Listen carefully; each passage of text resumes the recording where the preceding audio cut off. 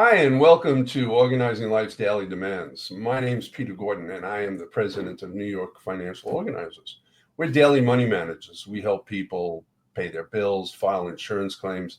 We do all the non-investment side of personal finance. And essentially, we help them organize their non-investment financial daily demands. And the purpose of this podcast is to introduce our viewers to other professionals who help in life's organized demands. And I'm really proud and happy to have Nora Diaz Bretherton on as our guest today. Hi, Nora. How are you? Great. How are you? I'm really good. Best way to start is to tell us the name and about your business and just exactly what you do. All right. I am the founder and a principal of Silver Lining Care Solutions, where it's a registry that matches home health aides with family. It's not a licensed agency. We're licensed, but a registry we place private hire home health aides. That means that if it's you were hiring somebody for your parent, they would work directly for you or for your parent. With an agency, the aide, you hire the agency, not the aide. And the key differences are that it's private placement, so our aides can do skilled care, agency aides can't. So if there's a tube feeding or wound care or medication administration, our aides can do that. So there's a lot larger scope of work. We place based on personality as well as skill level. So my clients are offered candidates that they choose, and we try to match based on personality as well. So there's a long-term relationship built. And the aide is paid directly. The key difference, too, is that the agency pays the aide, and they pay the aide a much smaller percentage of what the client pays them. With us, the aide gets paid directly. She gets most of the income. We get a fee for placement. So they have a living wage. We have a higher quality aides and much more committed because they are being paid well. And then the last key difference is there's continuity of care. Once I place an aide with a client, I don't move them around. That becomes the client's employee, and it's a permanent placement. With an agency, the client hires the agency. They can move the aide around based on their needs. So there's less consistency of care. And when you have like a dementia or advanced Parkinson's, that's very, very disruptive to families. So it's a newer model. It's more of a boutique service, but one that I really, really believe in for the benefit of an elderly person. Yeah, it's many ways it's a win-win for both the aide and the Yes. family. Yes. And what if the aide can't make it to work one day? We're available 24/7. So, if the aide is sick, she either calls the family or she can call me and say, look, I have the sniffles. I feel like I have a fever. I can't make it to my shift today. Then I have a very large registry of aides, and I've never had a problem finding somebody who will cover. I usually know who's looking for work and who wants to, so they cover. And we use a software that matches as well, so that I could use that if somebody doesn't come off the top of my head. Right. I guess in when I think of it, they get the client gets the aid, but they also get you. Well, that's the difference between care.com and me. You could use care.com and hire people. We do background checks. They do background checks. But if that aide is sick or quits, there's no one to call. You don't call care.com and say, send me somebody. You have to start the process again, and you're kind of left in the lurch. With the registry, you're never left in the lurch. Right. So why don't we talk about some of the challenges aging at home presents to seniors and their families, importantly. Yeah. Well, I think it depends on if you're a solo ager or if you have family members. With the family support, that's very, very helpful. With solo agers, before they get to that point, they really need to put a system in place so that they have like a power of attorney, a money manager, everything in place for the eventuality of getting a diagnosis or an accident, a fall.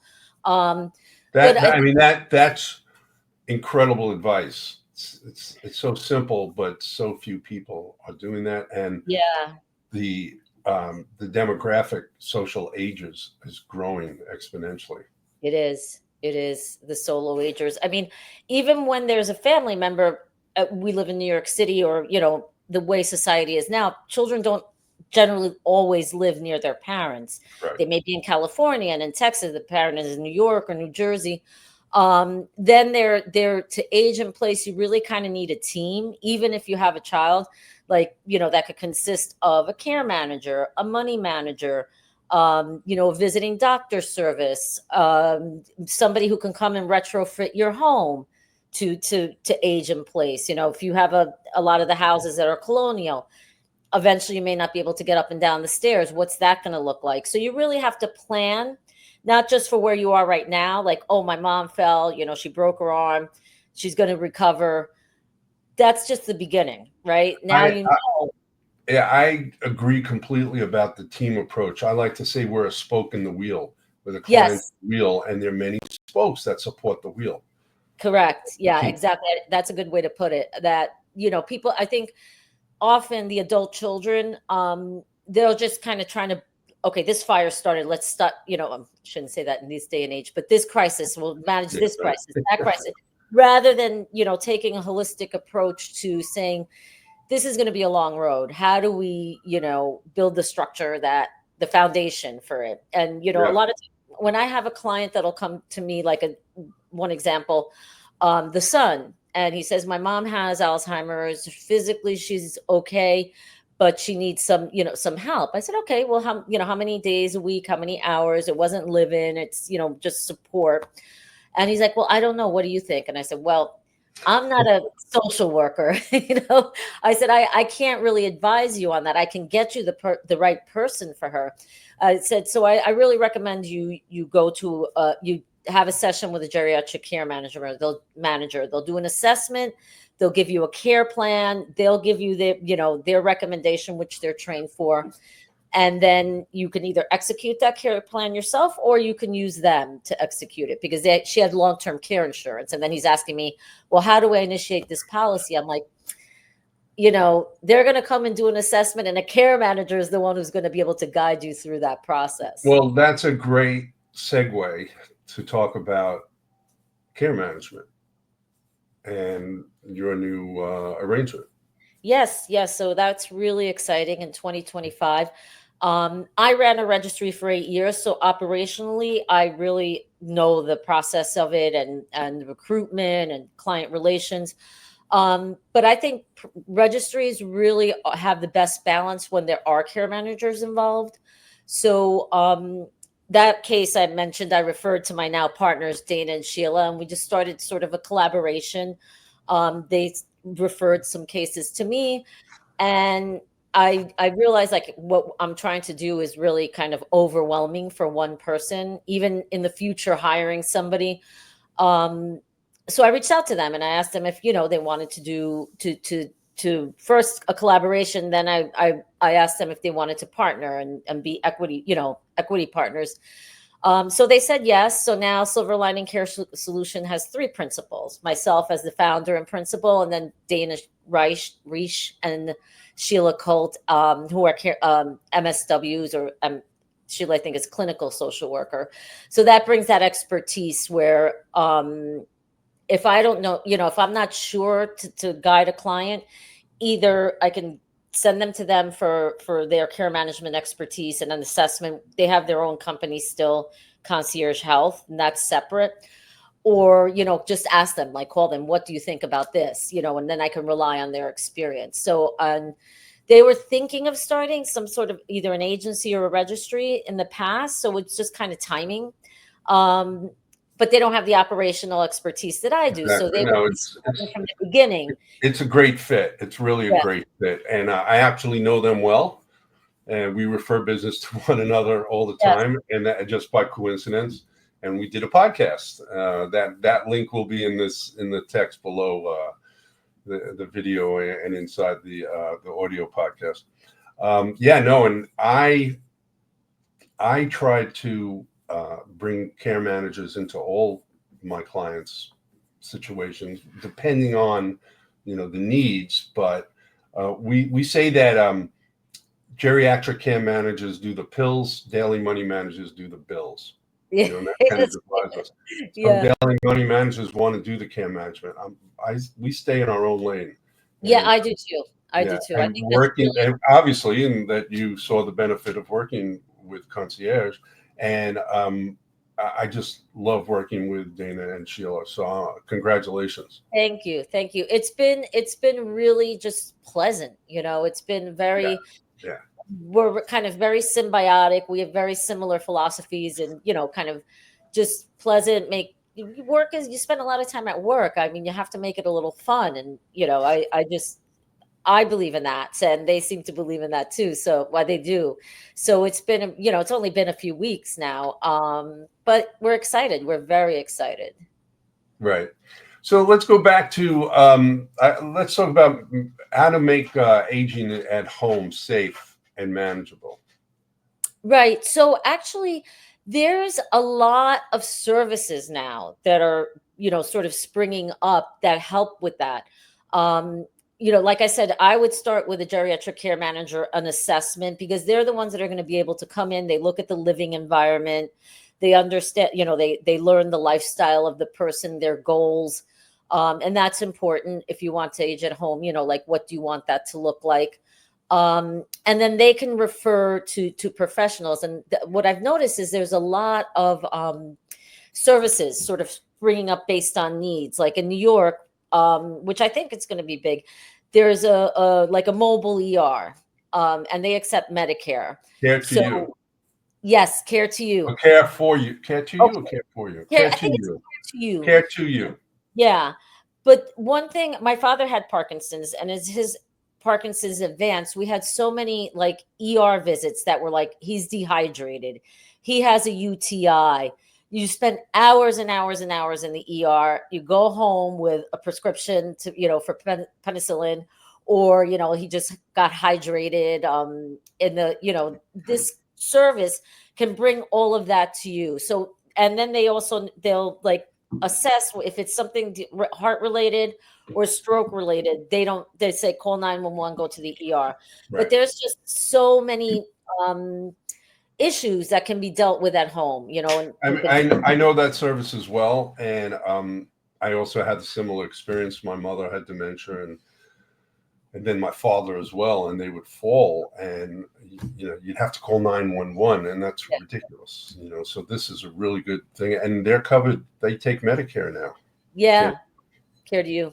There's Yeah. also a wound service company, people get wounds rather than having, to go to the doctor or they are visiting nurse, but it's specific for wounds, and Right, they have like different therapies that seem to right, really work well. right. And But yeah, people with diabetes have those issues. yes, yes. So there's just a lot of services now that are people are starting because they see the opportunity is making aging at home more comfortable, safer, easier for the adult child, because the adult child is the one that has to run when there's a crisis.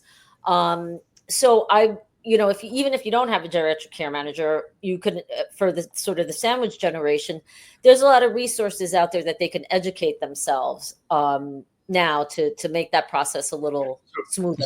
speak to that sandwich generation. Right. So one thing that I feel are two sort of verticals in the aging is the solo ager that we discussed and the sandwich generation. So the sandwich generation was like my family, like I don't have children, but my brother did. But we were a team in taking care of my father. So Totally. they took, the sandwich generation has usually children, if they're not small children, but still children that they're taking care of, that they're responsible for. And now their parents are aging and they have to take care of the parents. And that's overwhelming. When I talk to people, they just don't know, which way is up, which way is down. Very overwhelming.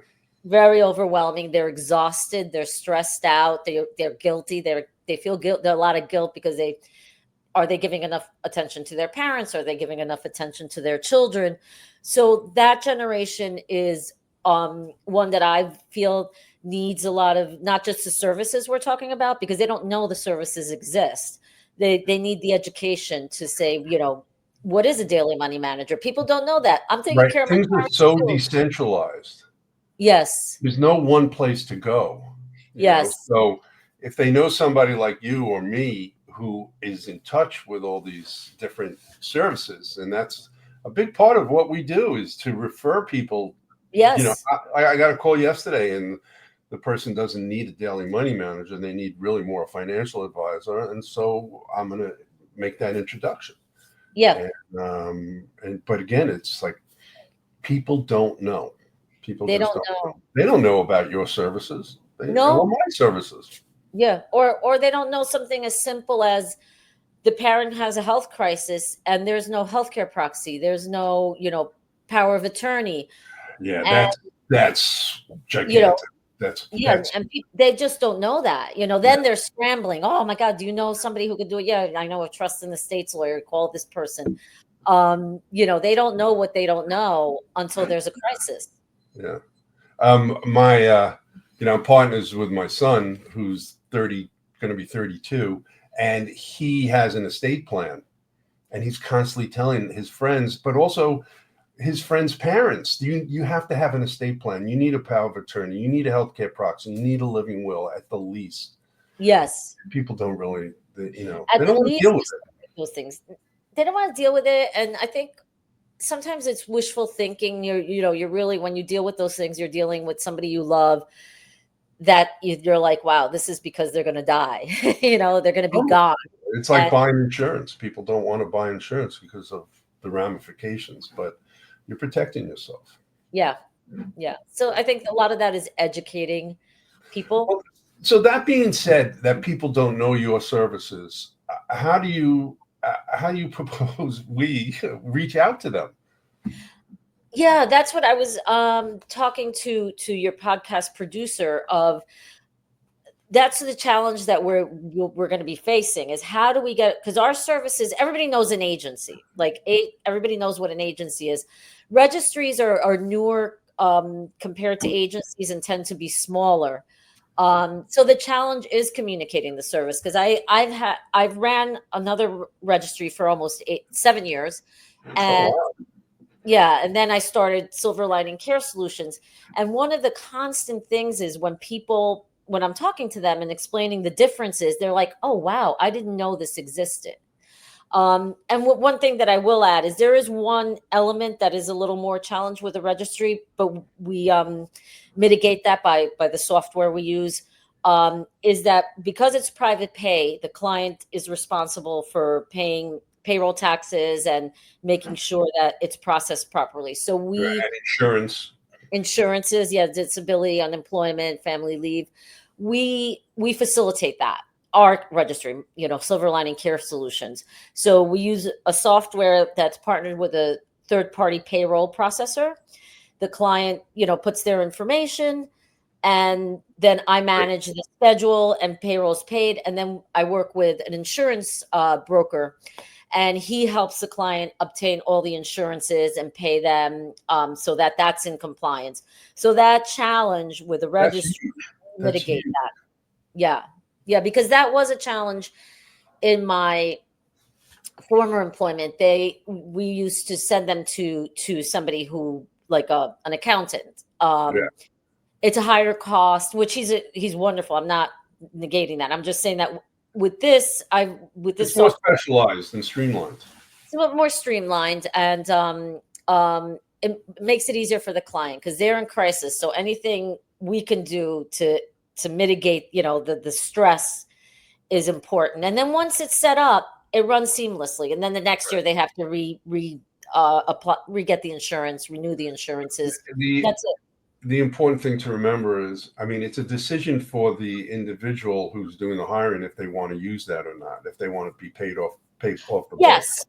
But Yeah. the benefit of of having that extra expense is that you can then write off the services on your taxes. If you don't Right. pay taxes, and you can't write that off, and if you do, there's can be serious consequences. Well, and yet there is the with not paying the taxes. That's why we decided not to do, like, in New York City you can't do 1099 because a domestic worker is an employee if they have a set schedule. So they have to be W-2 employees. As you said, some people pay off the books, but there's significant risk, not just if the IRS finds out, you're in trouble. And that happens occasionally. But if the aide gets hurt in your home and then, she wants to get workman's comp, she's not entitled to workman's comp. That happened to a former client in my old company. The aide got hurt and she went to workman's comp, and they're like, well, you don't have workman's comp. So she sued them, Yeah. and Yeah. No, it's scary. it's scary. It's very serious liability. Yeah. So if they don't have to go through my payroll process, I do have a client that has a trust and they have a financial, like they're very well, that manages everything. They process the payroll, which is fine. They process the payroll, they pay my fee, and but they're in compliance. That's great. Finally, what about like how do you communicate with your aides and with the client? Well, when it's permanent placement, the aide knows what the scope of work is. And my aides are very, very experienced, and I match based on the skill level. So I say I had a client that was had an ostomy. They just had an ostomy, emergency surgery. The daughter wanted somebody with ostomy care experience. What is ostomy? Oh, like a colostomy, which is okay. I didn't know. Oh, got it. Sorry, ostomy. I got it. So I found the aides that had it. I tell them the scope of work. She interviews them, chooses the ones she wants. So once they start, they know what they have to do, and there's communication with the family.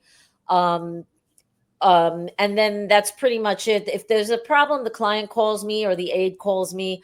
I'm not the employer, but if I need to facilitate communication, that's fine. And if the aide is sick, either the client calls me or the aide calls me. Our aides are very experienced and they're matched based on the skill level. So, if somebody has a tube feeding, I'm not going to put in a companion type aide with that person. I'm going to put a skilled aide. So a lot of it is in the matching and knowing your aides. I mean, I've recruited over the last 8 years, and my personal philosophy is that I feel like building a relationship with them is important. So I will answer calls briefly. I'll be like, I can't talk too long. Okay, you're looking Monday to Friday. Just keep me, remind me. So they'll be texting me or they'll give yeah. So, and how do you find your aides? At this point, it's word of mouth. I'm processing more aides than I have the time to process, because I've built a relationship with them and they refer their friends. And different, like with the Georgian community, I have aides from everywhere in the world, but like the Georgian community, they're more recent immigrants. They have a really tight social network, and they refer and all my other aides. I have lovely Jamaican aides, African aides. They start referring their friends, and like I ask them, are they really good? And they know what the standards are. Right. I got you. I had an aide. It was funny. She referred somebody. She's like, oh, so-and-so is going to call you and says that I referred her. She says, but she's not really good. I had to give her your number, but I wouldn't. And I was like, oh, thanks for the heads up. Like she didn't want to look bad in front of her friend. She didn't want a reputation. That's very interesting. Yeah. Very interesting. Because she knows, like, if it's her friend, there was a case too. It was a male aide, and he pulled some shenanigans. We didn't put him in a job, but he was mad because we wouldn't give him a job. So he did a Google rating that was bad, and just to my old company to stick it to them. So I called his friend and I said, this reflects on you. This reflects on you that you recommended him. I didn't hire him. Like, I didn't register him because his referrals didn't match up, like he lied. Sure. And I said that this reflects on you and your future with this registry. And she got him to take it down. Oh, that's good. That's great. Yeah, because, she was, I'm so sorry. I'm so sorry. So there's like relationship building that's important, Sure. And trust. They trust that I'll put them in good jobs, that I'm not out to, take advantage of them, because some of them feel like they're not, and respect, like I respect them. They work All hard. about trust and respect, the Yeah. keys to our business. Yeah. And they value, because in some other, and I'm not saying my competitors at all, but, some of them come from the agency world, and they never felt that, respected, for Yeah. their work. Oh, absolutely. Absolutely. And Yeah. aides are very undervalued, very undervalued. And And it's they hard have work. terrible reputations, that are, they're caricatures, actually. And Yeah. I've only met, occasionally there's a bad apple, but in anything, but I've met Yeah. some wonderful, Absolutely. wonderful, caring people Yeah. who go well beyond what they're getting paid for. Yeah. Yeah. Yeah. I mean, these are people that are going to become a member of your family for the long term. Yeah, literally, Yeah, literally. I've had aides that worked at a case for 8 years, 6 years, very long term. They're still friendly with the family. They're Yeah, considered part of the yeah, family. yeah. We have that with one of the aides that we had with my mom, and she passed 5 years ago. Uh, Yeah. yes, So, yeah. okay, Nora, this was really great. This is Thank you. very informative. Tell people it's going to be there anyway in the on the um, podcast and video information. But tell us the best way to reach you. Well, my phone number, 917-518-3950, and I'm an answerer, or if not, I get back to people. So Excellent. I'm a compulsive follow-upper. And then my email is Nora, Nora, at slcaresolutions.com. So Nora at S as in Sam, L as in Larry, care solutions with an S at the end.com. Great. And either way, yeah, I get back to people. Excellent. Well, thank you so much, You're and welcome. that was great. Thank you. And Thank you for having me. you're very welcome, and good luck with Sheila and Dana. You Yeah. won't need the luck. You're in a really good place. Yeah, no, I'm very excited. It's such a pleasure to work with them. It Yeah, really is. absolutely. It's yeah. Thank you. Okay, you're very welcome. Okay, everybody, and I will see you or maybe hear from you in the near future. Take care. Bye-bye.